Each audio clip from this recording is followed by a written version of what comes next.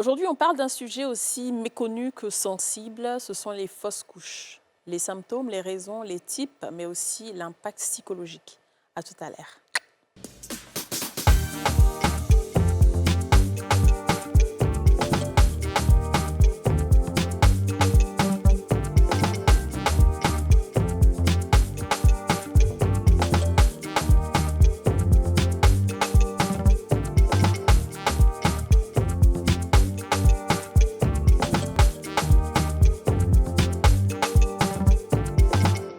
Scratch, la chance, ça se gratte. Le Nassi, on a tous une bonne raison de jouer.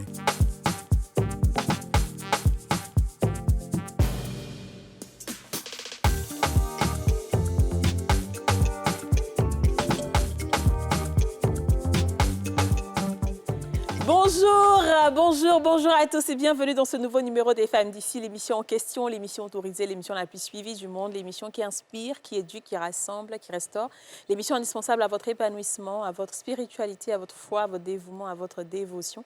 L'émission de 4 femmes, Yasmine Reda, Aurélie Eliam Didjassoro et moi-même, Kadi Touré. C'est tous les jours, du lundi au vendredi à 13h05 sur la nouvelle chaîne ivoirienne, la meilleure chaîne ivoirienne. Alors, comment ça va? Très bien. Ça va? Très, très bien. C'est un plaisir. Ouais. C'est quoi, c'est un peu comme ça. Non. Parce que je dis ouais, ça va pas, donc je dis non. Qu'est-ce Ça veut dire genre dises, ouais, moi? genre ouais, vrai ouais en fait. Bah ouais, c'est mon ouais, c'est comme ça. Mon ouais, c'est mon ouais. Ouais. Voilà, ça c'est bien. Alors, donc, comme je l'ai dit en intro, on parle aujourd'hui des fausses couches. Et j'avoue qu'il y a une dame qui m'a écrit donc de Dakar et qui disait mais vous n'avez jamais parlé des fausses couches. Enfin, j'ai trouvé ça bizarre effectivement qu'on n'ait jamais parlé de ça. J'avais l'impression qu'on en avait parlé, mais oui. Et après je suis allée chercher et j'ai vu que c'était depuis la première saison. On avait fait le deuil périnatal.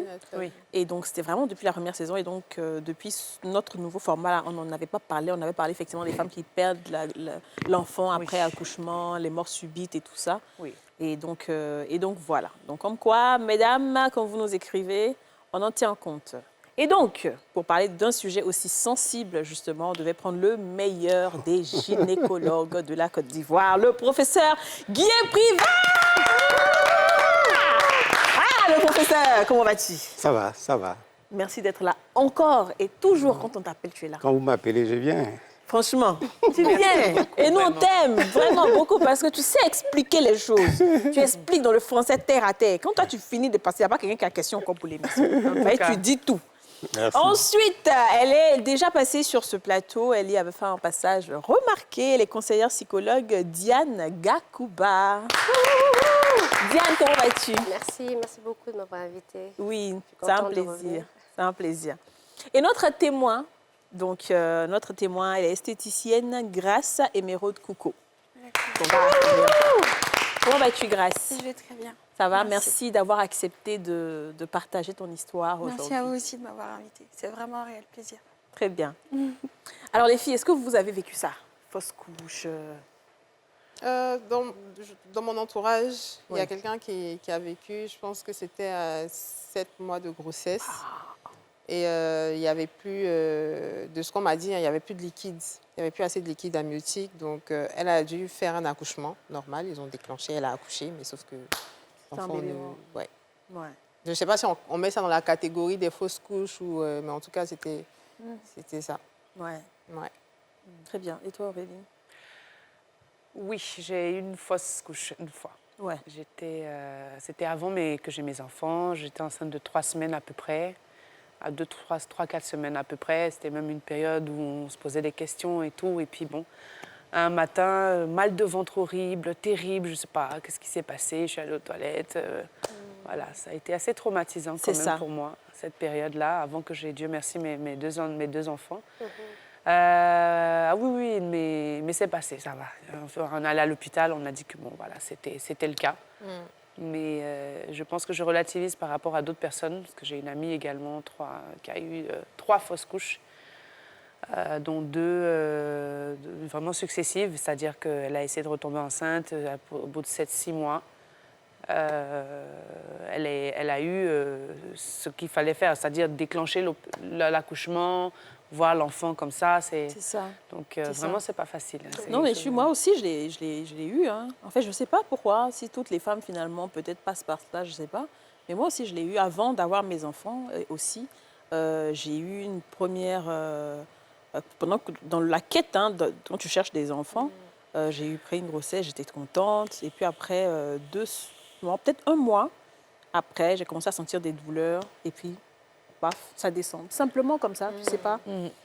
Après, bon, les femmes traditionnelles elles disent que ton ventre est chaud ou bien des choses comme ça. On te dit des trucs, donc je ne sais pas c'est quoi. Ensuite, encore, j'ai eu un deuxième, mais on m'avait dit que c'était un œuf clair. Et donc, ils sont allés eux-mêmes faire, le médecin allait enlever. Voilà, donc j'ai eu ces deux-là. J'avoue que c'est très difficile, hein. C'est des périodes très, très difficiles, surtout quand tu es nouvelle mariée et tout, et que tu cherches, voilà. Et que surtout quand des gens ont déjà annoncé que oui, elle est enceinte, ils se sont précipités. Et puis après, ça tombe, c'est très compliqué. Mais puis, bon, ben, c'était vraiment ces deux-là. Et puis après, j'ai pu avoir, Dieu merci, les 2 enfants. Puis voilà. Mais ça reste quelque chose de très difficile. Hein. Voilà. Ouais. Donc, professeur, je vais commencer par toi. C'est quoi une fausse couche? Puisqu'on ne sait pas souvent dans quelle catégorie on doit mettre telle ou telle chose. Alors, merci encore de m'inviter. Et puis, ça permet d'éclairer un peu la population. C'est une belle émission. Merci. Alors, tout à l'heure, vous avez évoqué plusieurs situations. D'abord, c'est quoi la fausse couche? Quand on prend la définition, hein, la fausse couche, ce sont ces grossesses qui vont tomber toutes seules ou bien qui vont s'arrêter avant le 5e mois, jusqu'au 5e mois. Ça fait à peu près 20 semaines. OK. Parce qu'au-delà, en fonction des plateaux techniques, on va parler d'accouchement prématuré. Voilà. Donc, généralement, ces fausses couches-là, c'est jusqu'à 5 mois. Donc, 5 mois. Voilà, 5 mois, on parle généralement de fausse couche. Okay. La grossesse tombe seule, ou bien la grossesse s'arrête, et puis après, forcément, on doit l'expulser. Donc, on met ça dans le cadre des fausses couches. D'accord, très bien. Donc, on va écouter notre témoin Grâce, et puis elle va nous dire un peu ce qui s'est passé dans son cas. D'accord. Alors déjà, j'ai su assez tard que j'étais enceinte. Donc, je n'ai pas su assez tôt quand même. Puisque j'étais à l'époque gérante et en même temps manager d'un restaurant de la place. Donc, j'ai travaillé beaucoup, on va dire, j'accumulais. Et par la suite, je suis tombée malade. Donc, j'ai dit, bon, je vais faire un tour à l'hôpital et tout. Et là-bas, j'ai su que j'étais enceinte de 3 mois. Voilà. Donc, on m'a dit, par la suite, j'ai même fait une échographie, on m'a dit, il y avait, un décollement. Décollement du Si. placenta. Donc, je devais rester complètement allaitée, genre au lit, je devais me reposer et tout ça. Bon, c'est vrai que la nouvelle était un peu, puisque je ne savais pas. Mais j'ai eu quand même l'encouragement des personnes qui étaient autour de moi, que ce soit en termes de mes parents et même la personne avec qui j'étais. Donc, je suis restée carrément au lit. Mais bon, après, à partir du moment où j'ai su, et quand ça a suivi, on va dire que j'étais complètement malade. J'aurais préféré ne pas savoir parce que je me suis rendu compte que, en fait, quand tu le sais, c'est là que ça s'accumule encore et encore. Mais je me suis dit, bon, c'est le processus, il faut bien le suivre, il n'y a pas de problème. Je ne comprends pas, tu étais malade de savoir que tu étais enceinte, c'est ça? Non. Une fois que j'ai su que j'étais malade, ma santé, on va dire, ça s'est aggravé. En termes de vomissement... Tu as su que tu étais enceinte oui, ta quand santé j'ai s'est su que j'étais dégradée. enceinte, oui, justement. Donc, j'arrivais plus à rien faire, j'étais juste au lit. Mais quand même, je partais à mes différents rendez-vous. Quand j'expliquais, par exemple, à la sage-femme, on me disait que c'est normal. Ne t'inquiète pas, ça va passer et tout, c'est le processus. Même quand je me plaignais aussi souvent auprès de peut-être la personne à qui j'étais, on me disait, mais toi, tu exagères en fait. Calme-toi, ça va passer, toutes les femmes sont passées par là. Donc je me disais finalement que bon, peut-être que c'est moi qui exagérais. Donc finalement, je suis restée dedans et un jour, j'ai vu qu'il y avait un liquide qui sortait, mais ce n'était pas du sang. J'ai quand même signalé, on m'a dit non, c'est pas grave, ça va passer. Donc le lendemain, bizarrement, j'avais quand même assez de force, on va dire, contrairement à comme d'habitude. Donc je me suis dit, bon, pourquoi ne pas aller faire un tour au travail? Parce que mine de rien, j'étais restée seule et tout ça, j'étais quand même renfermée sur moi. Donc je me suis dit, comme j'ai eu assez de force, je vais aller au travail pour essayer de voir, parce que j'avais quand même une équipe que j'accompagnais. Donc une fois que je suis allée, j'ai même eu à manger, bizarrement, c'est passé comme, comme si je n'avais rien. Et par la suite, j'ai commencé à avoir très mal. Je suis même tombée au boulot, donc on m'a accompagnée à l'hôpital dans la voiture même d'un client qui était là. Et là-bas, j'ai commencé à saigner. Et comme j'avais un ventre qui était quand même assez petit, on m'a conduit dans la chambre des accidentés parce qu'on ne savait pas ce que j'avais. Donc, ces temps là-bas, on m'a dit, ah, mais madame, vous êtes enceinte et tout. J'ai dit, oui, c'est vrai. Donc, on m'a conduite dans une autre salle où j'étais seule. Et puis, j'ai vu que j'avais commencé à saigner, en fait. J'ai même vu l'embryon et tout ça avec la tête, les pieds. C'était combien de mois? 5 mois. Ouais. Donc, quand j'ai vu ça, j'avais mal, certes, mais je n'arrivais plus à réagir, on va dire. Donc, on m'a fait allonger, ils ont commencé à faire le truc, voilà. Et même là-bas, elle avait demandé, il y a la sage-femme qui a demandé à ce qu'on vienne m'attraper la main et tout ça, parce que je ne réalisais pas. J'étais encore, en fait, je ne réalisais pas ce qui se passait. Donc, elles ont fait ce qu'ils avaient à faire et tout ça. Je suis rentrée à la maison. Ce jour-là, c'est vrai que j'ai mangé. Mais en fait, je ne sais pas comment vous expliquer, mais ça a été vraiment une expérience assez traumatisante quand même. Assez. Donc, c'est à partir de là que voilà. Mine de rien, À l'hôpital, on ne vous a pas expliqué ce qui s'était passé. C'est juste, on s'est occupé de vous et puis c'est tout. Non, on m'a rien dit. On m'a dit que j'étais en train de faire une fausse couche. Wow. C'est Et juste il y a ça. combien de temps environ? Bientôt 1 an. on va Bientôt dire. un an. Alors, c'est vrai que la Attends. question peut paraître un peu dure à poser, mais comme je demande, c'est vrai que lorsque vous avez appris que vous étiez enceinte, vous étiez déjà très dynamique, Ouais. vous bossiez beaucoup. Oui. Est-ce que vous étiez vraiment prête à le recevoir, cet enfant-là? Au dans le départ, fond non. J'avoue que ça m'a un peu traumatisée, on va dire. J'avais ça. un peu peur. Mais avec l'encouragement, on va dire, de ma famille et de la personne avec qui j'étais aussi, quand même, ça m'a boosté, on va dire. Bon, j'ai fini par accepter en Tu as vrai. fini par accepter. Ouais. Tu étais contente d'avoir cet Oui, enfant. finalement. j'étais contente finalement. J'étais D'accord. contente. Et du coup, moi, j'ai envie de demander au professeur, c'est quoi les raisons qui peuvent entraîner une fausse couche? Alors, les raisons qui peuvent entraîner des fausses couches, il y en a beaucoup. Il y en a beaucoup. C'est assez fréquent. Si je prends l'exemple tout à l'heure, quand vous avez posé la question, vous êtes 4 femmes là, je ne me mets pas dedans hein, parce que moi j'accouche. Mais oui, pas. Alors, si les 4, il y a 3 qui ont dit qu'elles ont eu des fausses couches. Oui. Vous voyez, ça veut dire que c'est fréquent. Alors, c'est fréquent parce qu'il y a beaucoup de causes. Ouais. Et en fonction de l'âge de la grossesse, il y a des causes qu'on détermine un peu. Ok. Et il y a des causes qui sont génétiques, il y a des causes qui sont liées à l'utérus, peut-être qu'on rentrera après dans les détails. Il y a des causes hormonales, il y a des causes psychologiques, il y a des causes infectieuses, si vous avez une infection. Il y a beaucoup de causes. Si vous êtes né avec un utérus, tu n'as pas la possibilité de porter un enfant, vous avez fait des fausses couches. Franchement, il y a beaucoup de causes. Wow. Ok. Peut-être qu'on reviendra là-dessus un Oui, peu. c'est ça. Mais elle, peut-être dans son cas, est-ce que quand tu entends comme ça, tu peux Alors, mettre le doigt? quand on entend, Ça peut être est-ce qu'il y avait un psychologique. problème psychologique? Est-ce qu'elle était prête? Ou bien est-ce qu'il y a eu une maladie? Parce qu'on peut avoir une maladie qui peut venir arrêter la grossesse, son évolution. Je vous donne une des maladies les plus fréquentes que quelquefois on ne sait pas. On peut avoir un paludisme. Le paludisme, au cours du premier trimestre, peut avoir Wow.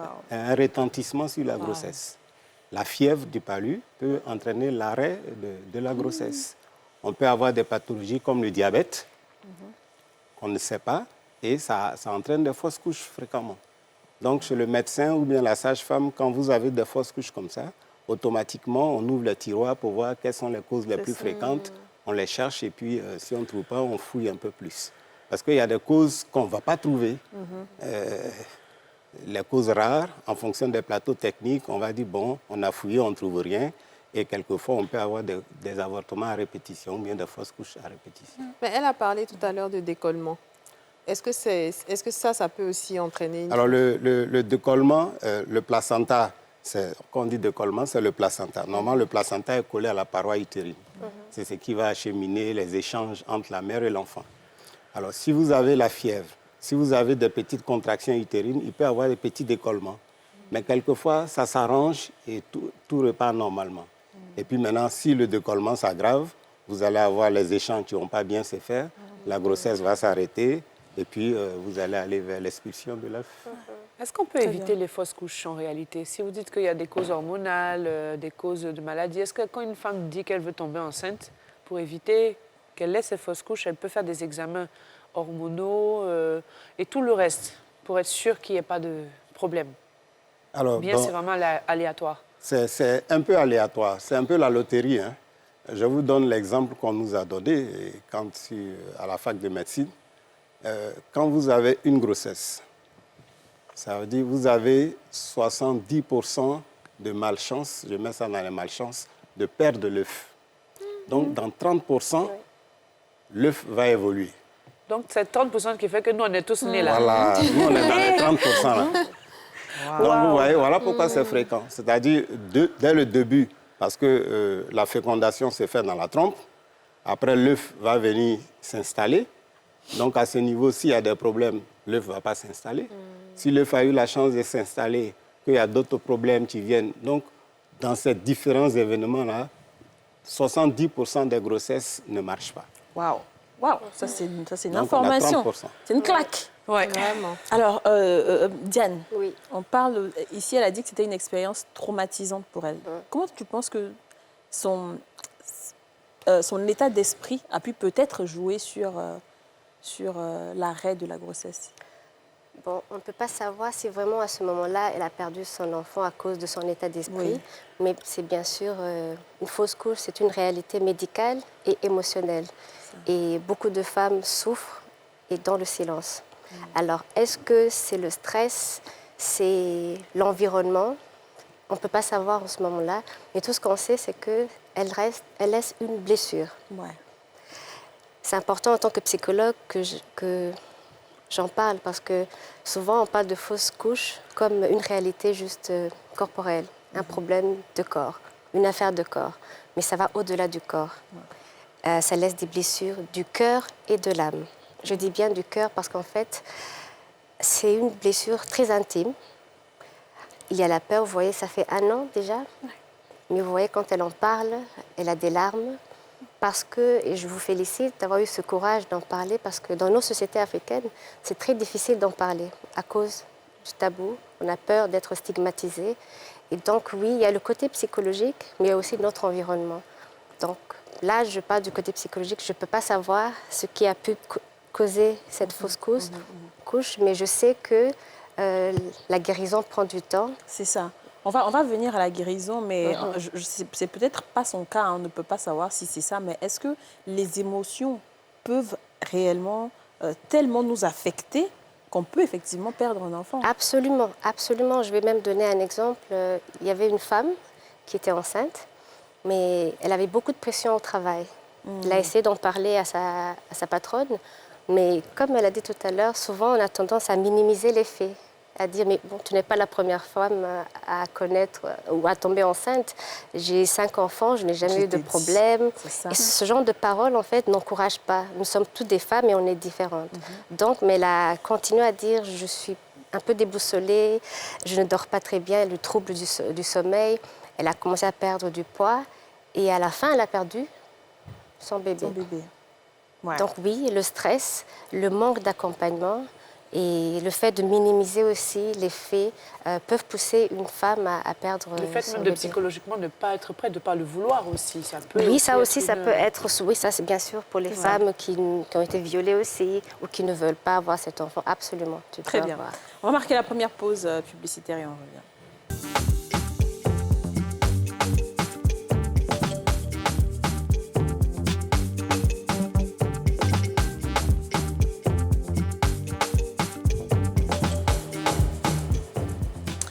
Nous sommes de retour sur le plateau des femmes d'ici avec le professeur Guy Privat, Diane Gakouba et Grace Emeraude Coupeau. On va applaudir.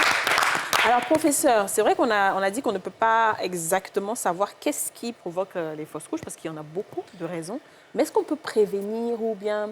Alors, je ne dirais pas prévenir, mais rattraper. C'est-à-dire, comment on sait qu'on est peut-être en train de faire une fausse couche? Quels sont les symptômes? Alors, les symptômes varient en fonction des étiologies, hein, Étiologie, ça veut dire... des causes. Ok. Hein. Les symptômes varient en fonction des causes.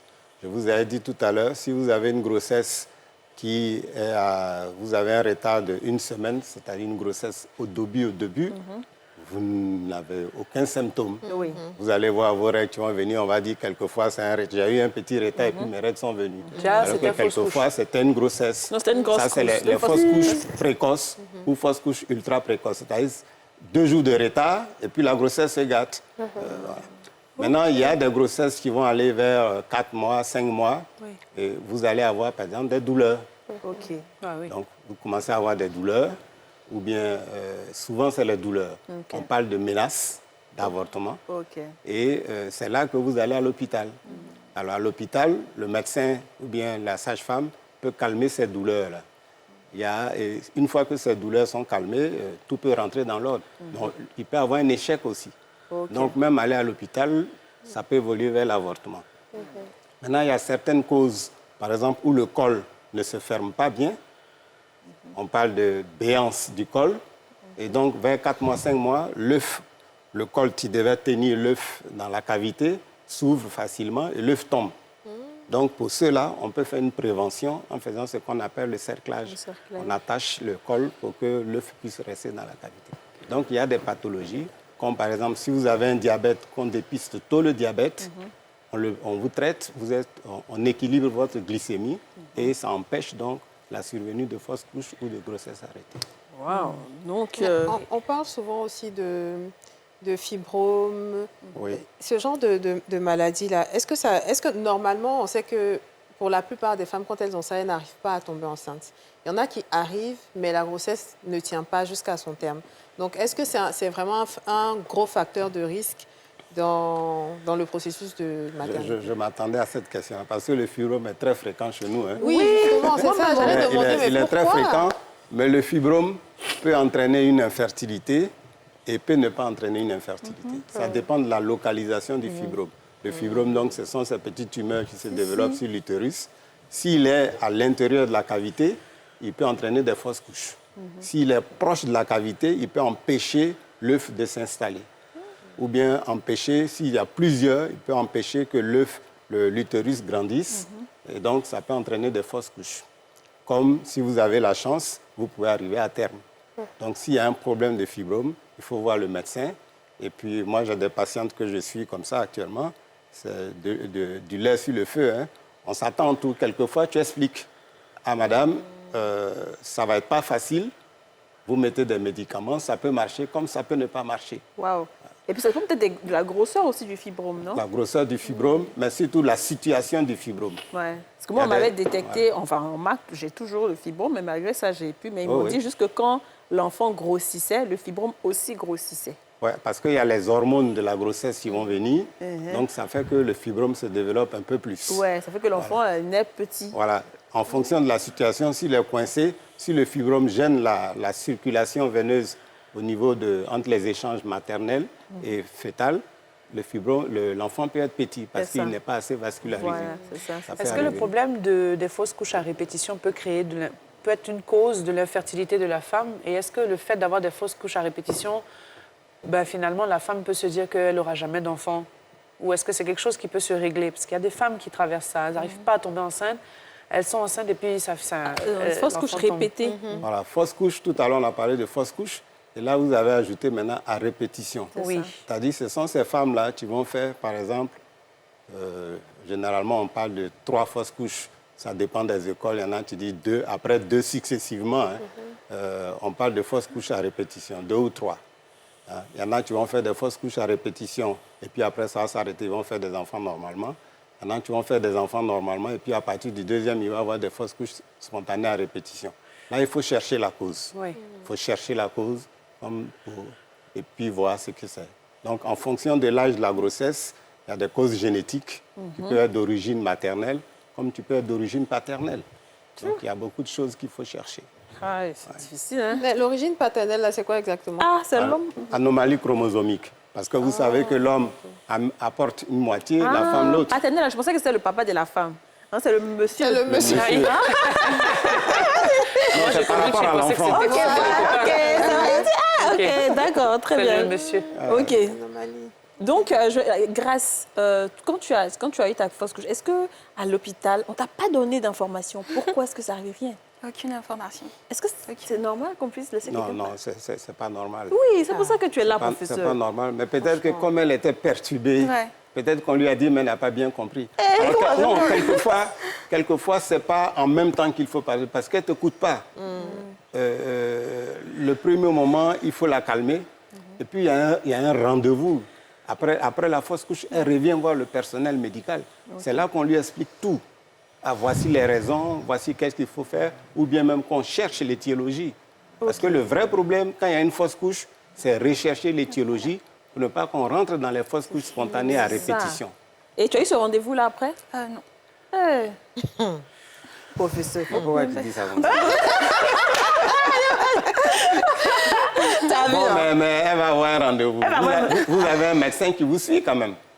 Non, il y a... Bon, Depuis quelquefois ça aussi, s'est passé- mais quelquefois aussi, vous, quand vous partez à l'hôpital, là, posez des questions aussi. Si, on pose des questions, mais parfois c'est à peine même si on t'écoute. Parce qu'il y a plusieurs personnes ici qui Bon, sont... venez, on va vous écouter. Ah, voilà, tu te vas chez le professeur, il va D'accord. t'écouter, hein, c'est Ok. le meilleur. Alors, donc, après ça, donc c'est vrai qu'à l'hôpital, tu n'as pas eu de réponse et tout, mais toi-même, comment tu te sentais après? C'était très compliqué. Parce que je ne me suis pas rendu compte tout de suite, en fait. C'est après, parce que ce jour-là, j'ai tellement bien dormi. Le lendemain, c'est à peine si j'arrivais à manger. J'ai commencé à me lancer dans les trucs d'alcool et tout. D'alcool? Oui. Parce que quand même, quand je...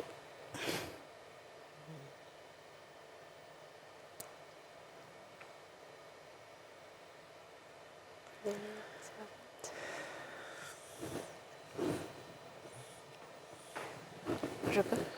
Bon, ça va aller. Hein? On C'est va des dire moments que difficiles, mais ça va. je m'étais quand même habituée à la être- grossesse. Si, C'est si. ça. Donc je revoyais les images de quand c'était tombé et tout ça. Des pieds, de la tête. En fait, c'était tout était déjà formé, on va dire. Ok. Diane. Oui, en fait, pendant nos séances d'accompagnement psychologique, il y a des femmes qui, après 10 ans même, décident de consulter un professionnel de santé mentale parce qu'elles réalisent qu'elles n'ont pas fait leur deuil. Et souvent, elles se plaignent en disant que parfois, le personnel soignant n'est pas sensibilisé. Il y a tellement... Ils font leur travail, mais il y a beaucoup de pression à l'hôpital qu'on ne considère pas le côté émotionnel, la valeur émotionnelle de la perte. Et les personnes, en fait, ne sont pas guéries. On leur prescrit des médicaments pour guérir les maux physiques. Mais les maux psychiques, en fait, c'est vraiment rare qu'on en parle. Et c'est pour cela que même après un certain temps, on continue de pleurer parce qu'on n'est pas guéri. Qu'est-ce qu'elle aurait... Elle aurait peut-être, si je peux me permettre, Oui. je crois qu'elle aurait besoin d'un accompagnement psychologique, d'une écoute empathique. Souvent, elles ont juste besoin d'être entendues sans juger. C'est ça. Parce que souvent, on dit que quand tu vois quelqu'un qui est en train de se noyer, ce n'est pas le moment de lui apprendre à nager. Et c'est ce que malheureusement nos sœurs, nos parents, nos familles, nos collègues, ils veulent nous apprendre à nager immédiatement. Allez, s'il te plaît, c'est normal, tout le monde peut le faire. Mais elles ont juste besoin des mots gentils, de se sentir légitimes dans leur douleur. Et elle aurait besoin d'un accompagnement psychologique, d'un soutien d'une sage-femme ou de professionnels de santé mentale, un conjoint ou des parents qui sont là vraiment pour l'écouter et lui dire qu'on comprend ce que tu traverses, c'est normal et tu vas en passer. Mais chacun a son temps. C'est ça. Mais justement, quel est le rôle de la famille proche dans ça? Parce que tu vois que juste le lendemain, elle commence à boire pour C'est ça. oublier. Donc, qu'est-ce que la famille proche doit faire en ce moment-là quand une personne vient de vivre une situation aussi éprouvante? Elle doit être entourée de personnes bienveillantes. Et la première personne, c'est le conjoint Ouais. ou la famille. Et la famille, malheureusement, de temps en temps, elle ne sait pas de quoi, ce qu'il faut faire.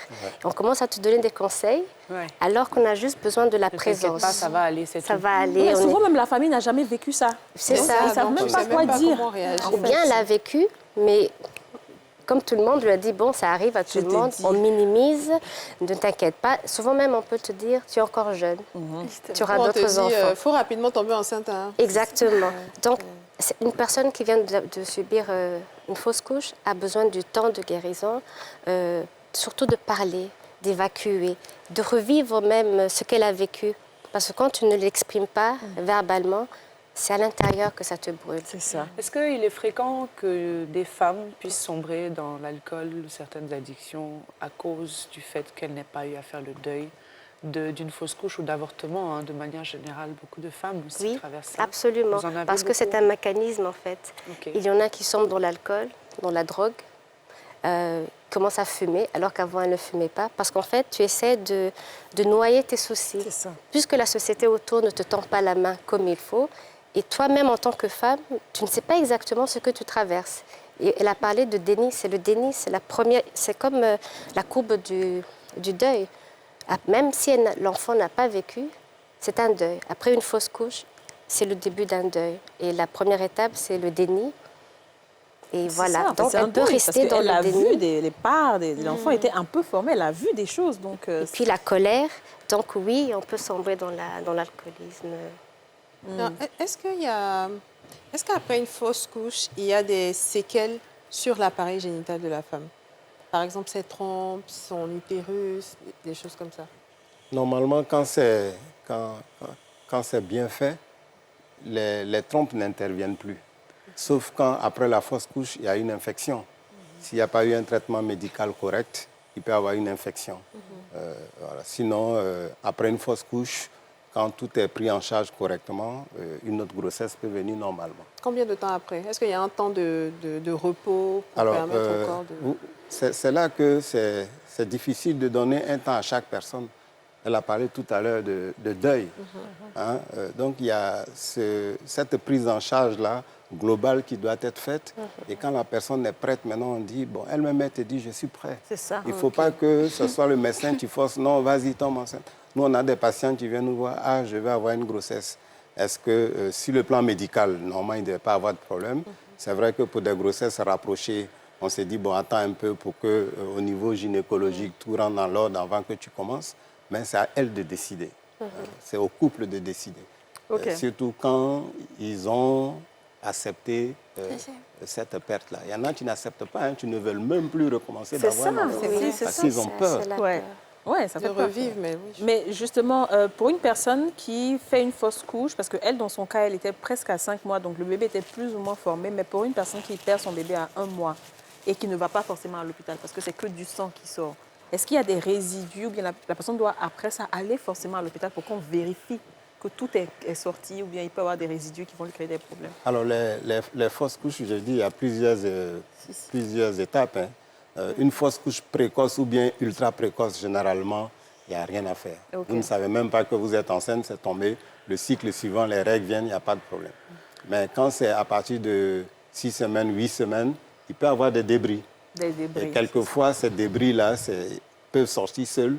Et si ça ne sort pas seul, vous allez voir le médecin. Il y a un traitement médical qu'on vous donne pour que vous expulsiez ces débris-là. Il ne faut pas penser que tout le temps, il est mieux que vous partez à l'hôpital et qu'on vous dise non, il n'y a plus rien, il n'y a pas de problème. D'accord. Grace, est-ce que ça a eu un impact sur ta relation Oui, ça a eu un impact. Parce qu'après, il m'en a un peu voulu. Il a dit que c'était plus ou moins de ma faute parce que je ne faisais pas les efforts. Il t'en a voulu parce qu'il trouvait que c'était de ta faute. Quel effort tu aurais dû faire? Il dit le fait que je sois malade, tout le temps couchée, j'avais du mal à manger, tout ça. Il a dit peut-être que c'était à cause de ça. Donc on va dire, pour ça même, j'ai complètement... C'est-à-dire que non tourné la seulement page. tu traverses une difficulté, mais on justement. t'accule de quelque chose dont toi-même tu ne méritais pas de vivre, quoi. Ouais. Et après, on te dit, non mais tu ne l'as même pas connu, comment est-ce que tu peux avoir mal? Bon, en fait, il y a tout ça qui rentre en ligne de compte. Qui te disait ça là, autour de toi? Déjà lui, et d'autres personnes aussi avec qui j'étais. Mais j'ai quand même des amis qui essayaient de me faire sortir et tout, qui savaient quand même ce que je vivais. Mais même étant là, c'est comme si je n'étais pas là, on va dire. Voilà. Parfois, on me retrouvait même dans les toilettes, peut-être on allait au restaurant ou aller manger. On me retrouvait dans les toilettes en train de pleurer, je suis assise. Je ne sais pas ce que j'ai en fait. En vrai. Est-ce que tu penses qu'aujourd'hui, tu as quand même guéri un petit peu malgré les pleurs que tu as? Comment tu as fait? Déjà parce que j'arrive à en parler quand même. Oui. Ouais. Parce qu'avant, j'y arrivais pas. Ça fait partie de la thérapie aussi, hein, d'en parler, je pense. Oui, si. Ben, continue de pleurer un peu encore, hein, il faut la prendre en charge. Oui, la Qu'est-ce qu'elle psychologue. pense, justement, la psychologue? On va marquer la deuxième pause D'accord. publicitaire et on revient. Ok.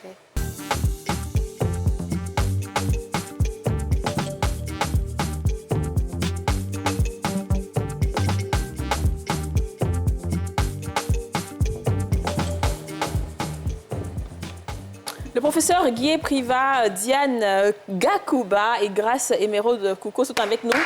On parle toujours de fausses couches, hein, c'est la troisième et dernière partie. Ouais. Professeur, tu disais quelque chose d'intéressant tout à l'heure pendant la pub. Tu disais que normalement, après une fausse couche, on doit te conduire chez un psychologue. Oui, ça fait partie des soins normalement. Ouais. Parce que les soins, ce n'est pas vider la cavité utérine seulement et puis dire, madame, voici vos antibiotiques, mais il faut traiter la tête aussi. C'est ça. Donc, c'est toute une équipe. Et ça, le gynécologue, c'est vrai qu'il a eu quelques notions dessus, mais il n'est pas spécialiste dedans. C'est ça. Et donc, il devait passer la main au psychologue, ou bien les deux de façon ensemble, doivent suivre la patiente. Elle, par exemple, elle n'a pas reçu ce soutien-là, ça fait qu'elle est encore dans les difficultés. C'est ça. Ça devait être systématique. Parce que quelquefois, on a l'impression, vous avez accepté pour vous, mais ce n'est pas tout le monde qui accepte. Ouais. Je pense que c'est plus facile, même quand tu as eu des enfants après, tu te dis, Oui, ça oui. fait pas, c'est Oui. le passé, mais quand tu n'as pas encore d'enfants, c'est... Mais c'est ça, parce que nous, on a accepté, parce qu'on a eu des enfants C'est après. ça. Ça a Mais pas été imagine facile. si on n'en avait pas eu. Parce que comme moi, je dis, moi, la première fois, tu as fausse couche, deuxième fois, on te dit œuf clair. Enfin, tu as l'impression que ça va s'éterniser, en C'est fait. ça, Moi, ouais. c'était difficile. Hein. Mais est-ce qu'il ne faut pas impliquer un peu plus les hommes dans tous les différents processus, que ce soit la fausse couche ou bien même l'accouchement? Le Parce mari. que, le mari. Parce que parfois, quand tu accompagnes ta conjointe pour ça, tu es plus sensible à ce qu'elle ressent après. Parce que mine de rien, 5 mois, on a déjà passé la moitié de la grossesse. Parfois, on a trouvé le prénom, on a acheté des choses et tout. Donc, c'est plus difficile de se détacher que quelqu'un peut-être qui était à 1 mois, qui n'avait rien encore prévu. Et les hommes vont dire, tu ne l'as pas connue, mais elle a porté. C'est ça. Donc, s'ils étaient un peu plus... s'ils accompagnaient les femmes dans le processus, je pense que ce serait plus facile pour eux de comprendre ce qu'elles vivent. Non, l'idéal, c'est une grossesse, normalement, ça se vit à 2. Ouais. Hein, malheureusement, ce que nous, on voit en consultation, les hommes n'accompagnent pas souvent la femme. Il y a quelques hommes qui sont là tout le temps, on les félicite. Nous, il nous arrive de connaître le père seulement le jour de l'accouchement. C'est ça. Et puis, je m'amuse, je lui dis, mais toi, je ne te connais pas, dégage. Bien. Très bien. Parce que c'est toi, c'est aujourd'hui seulement qu'on te C'est voit. ça. Tu ne dois même pas regarder l'enfant. Accompagne au moins une fois madame à la consultation. Absolument. Mais il y a des maris qui sont exemplaires. Ils sont là tous les jours de la consultation. Bon, c'est bien. donc, normalement, ça dépend de chacun, de comment est la relation, de l'éducation de chacun. Ça, c'est pas trop le rôle du médecin. On peut donner des conseils. Quelquefois, on dit, viens avec ton mari pour qu'on explique des choses. C'est ça. Il m'arrive quelquefois de prendre le téléphone, il est là-bas, il appelle au téléphone de sa femme, passe-moi le médecin. Il y a des fois, je dis non, je ne veux pas, qu'il vienne et puis on va Voilà, parler. c'est tout. On va lui expliquer les choses. Parce Mais- que, oui, parce qu'elle, dans son cas, Ouais. si il venait souvent aux consultations, il aurait compris que c'est normal qu'elle soit couchée, c'est Ouais. normal qu'elle C'est soit ça. alitée, Exactement. elle ne le fait pas C'est exprès. normal qu'elle soit abattue après. Voilà, en fait, c'est ça. Donc, peut-être que si les hommes nous écoutent, sûrement qu'ils écoutent. Ils nous on peut écoutent. accompagner un peu. Donc, Le- professeur, il faut la Est-ce que, parler. Faut pas effectivement, t'inquiéter. Tout le monde, les hommes écoutent beaucoup le professeur. T'as vu qu'il est tout sur TikTok. Tous les jours, il est sur TikTok. Donc, il faut leur parler. Quand tu parles, là, ils écoutent. Non, non, mes frères, venez à la consultation. Accompagnez madame. Ça fait plaisir, franchement, ça fait plaisir. Et puis nous, ça nous fait passer le message facilement. Parce que tu expliques des choses à madame, arrivé à la maison, elle explique autre chose, il comprend autre chose, et puis c'est difficile comme ça. Donc, accompagner, c'est vrai que vous êtes occupé, mais de temps en temps, venez à la consultation, accompagnez madame. Ça, sur le plan moral, Psychologique, ouais. c'est quelque chose de fort. Très fort. Mais Merci. Oui, Aurélie. Oui, Diane, oui. comment réellement on fait le deuil? Parce que c'est beau de dire il faut faire le deuil, mais c'est quoi réellement faire le deuil? Déjà, que ce soit le deuil après une fausse couche, le deuil est toujours, c'est comme le deuil classique. Il se ressemble. La courbe du deuil, c'est le déni d'abord On et le n'entend choc. pas. Hein. Parle un peu fort, pardon. Diane, tu as parlé un peu fort. Après une fausse couche, Oui, il y a le déni et le choc. oui. Et bien sûr, pour répondre à votre question, il n'y a pas une manière linéaire Ouais. de vivre le deuil. C'est différent, c'est du cas par cas. Mais il faut s'informer et savoir qu'il y a au moins 6, 7 étapes. Après le déni et le choc, il y a la colère. Après la colère, il y a le sentiment de se culpabiliser, en fait. On commence à se culpabiliser. Après la culpabilisation, c'est la dépression. C'est après la dépression, en fait, qu'on commence à accepter ce qui s'est passé. Et après avoir accepté, on commence maintenant à guérir et à atteindre la dernière étape qui est la reconstruction. Wow. Et ça met combien de temps? Alors, il n'y a pas de temps particulier pour vivre son deuil. Certaines peuvent le vivre dans 6 mois. Certaines, et tout dépend de l'accompagnement et du suivi que vous avez eu. Certaines personnes ne font pas de deuil. C'est après des années qu'ils se rendent compte qu'en fait, je n'ai pas fait mon deuil.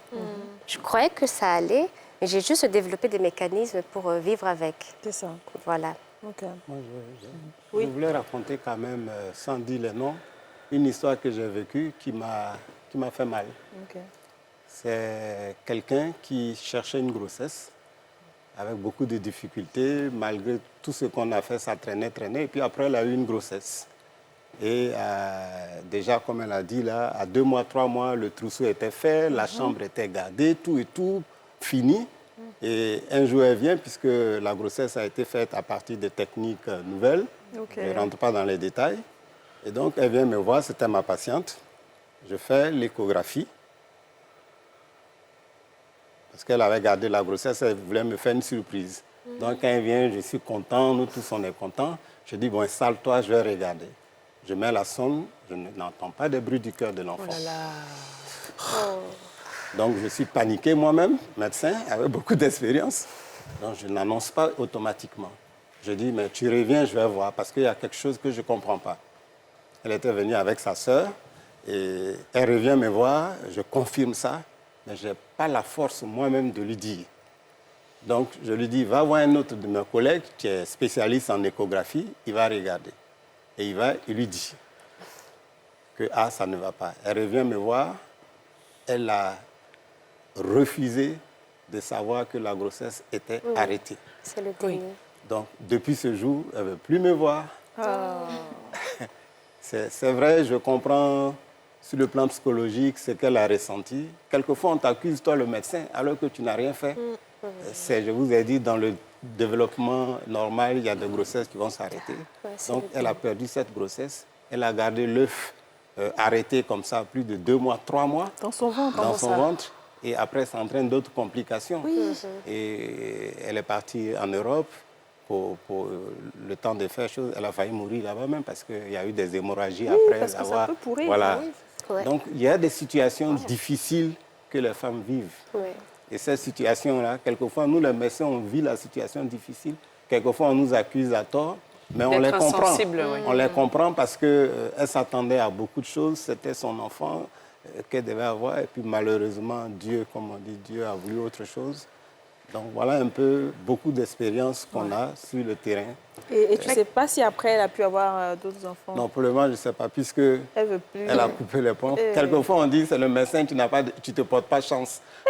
Mais on a déjà entendu ça. Moi, on a eu des cas comme ça, on dit, bon, mais en Afrique, c'est comme ça. Je t'ai dit. Bon, moi, je comprends, hein, je comprends la peine qu'elle a. Oui. Mais quelquefois, tu as mal parce que tu lui as donné tous les conseils. Tu as fait beaucoup de soins, tu l'as orienté ailleurs. Et puis après, Mais avec toutes les techniques aujourd'hui qui se développent dans le milieu du médical, il n'y a pas de possibilité, par exemple, je dis n'importe quoi, de réanimer un bébé qui est dans le ventre. Je sais qu'il y a eu des opérations Mais c'est où pour on ça fait qu'elle avait sortir le voyagé placenta, sûrement, on le c'est fait, bon. on le ça ramène dépend. pour des Pour opérations. l'autre, elle, sa grossesse, c'était une mort subite, elle ne savait pas. Ça s'est On ne arrêté. peut pas faire massage cardiaque de bébé. Non, mais il faut savoir d'abord. Je sais pas, Il faut des savoir, tu ne appareils, peux pas en tout cas. masser une grossesse de 3 mois. 3 mois, non, c'est pas possible. Non, Terrible. c'est terrible. Donc, Waouh. sinon, quand la grossesse est avancée, que l'enfant est viable, si on sent qu'il va avoir des problèmes, on fait la césarienne, on le sort rapidement. Oui. Mais à 3 mois, tu ne peux rien gagner. Donc, c'est fait, c'est fait. Maintenant, il faut accepter sur le plan psychologique, il faut voir le psychologue, il faut... C'est des situations difficiles. J'ai cru comprendre que quand on fait... quand on aide une femme à tomber enceinte, pas de manière naturelle, donc avec les nouvelles techniques, il y a moins de chances que ça fonctionne. D'accord. Est-ce que quand on fait ça, que ça marche, on prévient quand même la patiente que malgré le fait que ça ait fonctionné, ça peut s'arrêter à tout moment? Oui. Oui. Ah non, ça, il faut le dire absolument. Très clairement. Je vous ai dit que c'est un processus. Hein. Donc, quand on fait ça, parce qu'on met l'œuf au début, il peut y avoir des situations qui vont faire que la grossesse va s'arrêter. Donc, il faut toujours informer. C'est ça. On a eu des cas comme ça où la grossesse s'est arrêtée à 3 mois, à 4 mois, à 5 mois. Alors, donc, pour quelqu'un on parlait tout à l'heure des fausses couches très prématurées, très précoces. Donc, comment est-ce que, c'est quoi la couleur peut-être des menstrues pour qu'une jeune fille, peut-être qui est en train de Le saigner signe, ouais. abondamment, puisse reconnaître une fausse couche? Est-ce que c'est abondant, c'est rouge? Bon, peut-être que si vous avez une grossesse, ça peut être un peu abondant. Alors, généralement, le test de grossesse peut être positif. Là où vous dites, ah, mais j'ai une grossesse et puis mes règles sont venues. Mais sinon, les signes même, pour que le médecin sache, ça va être difficile. Donc, soit vous parce que c'est saignez. trop tôt. C'est trop tôt. L'œuf n'a même pas eu le temps de se développer et puis ça tombe. OK. Mais si tu es enceinte, que tu commences à saigner abondamment, c'est pas bon. Bon, si tu es enceinte, oui, bien sûr. Oui, si tu es que tu enceinte, il y saignes. a 1 mois, 2 mois, que tu as fait l'écho et que tu vois qu'il y a un bébé, que tu commences à saigner Non, c'est pas bizarrement bon. du Non, matin. normalement, quand on est enceinte, on ne saigne plus. Ouais. OK. Si une fois qu'on saigne, c'est une grossesse, c'est qu'il y a un problème. D'accord. Je sais aussi qu'on doit voir son gynécologue 1 fois par mois, je pense, quand on est enceinte. Ouais, c'est Est-ce qu'il y a des cas où on peut venir 2 fois, 3 fois si on sent que... Oui, s'il y a un problème, vous venez. Vous venez, il n'y a pas de... hein. D'accord, très bien. Grace, est-ce que aujourd'hui tu veux être accompagnée psychologiquement? Déjà, tu as le professeur Guy Privat qui pourra te suivre et tout, mais est-ce que tu veux être accompagnée psychologiquement? Oui, pourquoi pas. Je pense Ouais. que ça pourrait quand même faire du bien, je pense. Ok, mais aujourd'hui, est-ce qu'il y a des choses que tu as arrêtées toi-même? Par exemple, le fait de vouloir noyer dans l'alcool et tout, qu'est-ce que Non, tu as j'ai arrêté. Ok. Tu J'ai essaies de te arrêté. remettre toi-même petit Justement, à petit. moi toute seule, on va dire, Toute d'essayer seule. de me relever. Ok. Et Diane voudrait bien l'accompagner? Ah oui, absolument, avec plaisir. Nous sommes des femmes et c'est encore le mois de mars. C'est Il ça. faut la sororité, il faut tendre la main, aider les autres à avancer avec grand plaisir. D'accord. Oui. Est-ce que ça a touché est-ce que ça touche la vie sexuelle, les fausses couches? Bon, de mon côté, je dirais que oui. Oui. Oui, vraiment. Ok. Professeur, il faut combien de temps avant de reprendre l'activité sexuelle? Non, là, je pense que chez elle, ça a touché parce que sur le plan mental, elle était touchée. Sinon, après une fausse couche, si vous rentrez à la maison, vous pouvez faire. Hein? Est-ce que vous croyez que... Attends, Non, parce que, bon, vous n'allez pas faire ça parce qu'il y a le sang. Tu voilà, c'est ce que je voulais Sinon, dire. voilà, Le sang, là, dure combien de temps?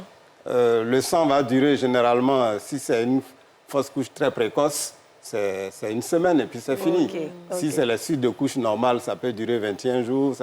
Moi, je vais vous raconter une histoire. Il y en a tellement les histoires. Une de mes patientes est venue prendre un certificat pour ne pas que son mari la touche. Parce qu'elle venait d'accoucher. Quand elle passe dans la cuisine, il est derrière elle. Elle passe ici, il est là, elle passe ici. Donc Elles elle sont dit, docteur, misères. pardon, donne-moi un papier. Ouais. Quand il va partir dehors, si vous avez dit, il exagère.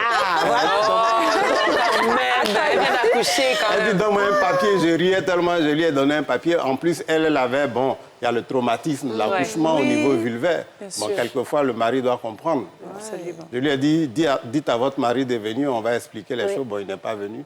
J'ai fait un petit papier pour dire quand même Laissez-la qu'elle a dame des traumatismes au niveau chose d'attendre un peu. Yeah.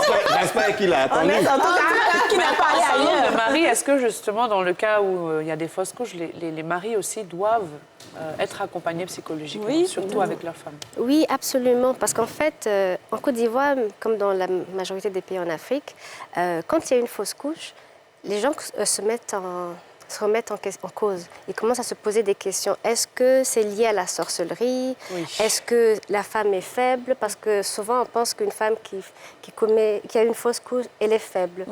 Ou on l'accuse même de sorcellerie. Donc oui, un homme a besoin d'être accompagné pour déjà lui dire que ça arrive, c'est normal et il n'y a rien de mystique. Donc oui, je pense, et ça rejoint un peu à ce que le gynécologue disait, il faut que les hommes C'est ça. Donc, ça dit- accompagnent déjà leurs femmes, Ouais. leurs conjointes. Pendant C'est-à-dire que pour une femme, par exemple, qui fait une fausse couche, ce serait bien qu'elle aille en séance avec son mari, par exemple. Avec son mari, OK. absolument. D'accord. Voir le gynécologue et aussi le professionnel de santé mentale. Très bien. Parce que certains hommes s'attachent aussi à la grossesse. Oui, je pense. Ouais, ouais. bien Après, sûr. c'est difficile Oui, aussi parce pour que eux. c'est une grossesse, mais elle ne s'est pas née, mais on commence à l'aimer, on Oui, s'attache. bien Il sûr. y a une grande déception. Très bien. Écoutez, on est à la fin de cette émission. Franchement, c'était une très, très belle Ouais. émission. Beaucoup d'enseignements, beaucoup de choses qu'on on a appris beaucoup de choses. Grace, est-ce que tu as un mot que tu veux dire, peut-être surtout à ces femmes qui ont traversé ce que tu as vécu, à ces relations qui se sont brisées à cause de ça? Ce que je pourrais dire, c'est que de ne pas écouter en fait tout ce que les gens peuvent raconter juste après ça. C'est ça. Nécessairement, si tu veux écouter, je pense que tu vas te faire sombrer dans quelque chose que tu ne pourras pas contrôler après. Donc c'est de juste compter sur soi. Et je pense que pour tous les enfants qui partent, sincèrement, c'est quand même une partie de nous, on va dire. Donc ils sont là, ils seront toujours là avec nous. Très bien. C'est ça. Oui. Diane, tu veux dire un mot de fin pour, Oui, tout à fait. Je dirais à toutes les femmes qui ont vécu une fausse couche, c'est pour leur dire déjà que c'est normal. Elles ne sont pas seules et elles ont le droit de pleurer, elles ont le droit d'être tristes et elles ont le droit de prendre leur temps pour guérir et ne pas se comparer à qui que ce soit et sensibiliser aussi les personnes autour d'eux, de prendre le temps de les écouter sans les juger, sans leur donner des conseils. Elles ont juste besoin. Et utiliser des mots gentils. Souvent, ce n'est pas grand-chose. Utiliser des mots gentils, être présent. Et brisant ce silence démystifiant et montrant que les fausses couches, c'est normal, ça fait partie de la vie de tous les jours. Très et bien. nous pouvons en parler. Très bien, très bien. Je vais terminer avec toi, professeur, hein, si Oui, tu as un mot. merci. Les fausses couches, comme on a dit tout à l'heure, c'est fréquent. Ouais. Si une femme a une fausse couche, il ne faut pas qu'elle pense que la vie est terminée. Il faut qu'elle voie elle approche le personnel médical. On va essayer de retrouver la cause, éviter qu'il y ait encore une autre fausse couche. Donc ce sont des situations qui peuvent arriver, mais qui peuvent se traiter. D'accord. OK, très bien. Merci beaucoup. Merci à tous les trois d'avoir été avec nous. Et puis, j'espère qu'on aura répondu à la préoccupation de beaucoup de personnes. Hein. Merci à vous de nous avoir suivis et choisis. On se retrouve demain pour un nouveau numéro. Ciao. Scratch, la chance, ça se gratte. Le Nassi, on a tous une bonne raison de jouer.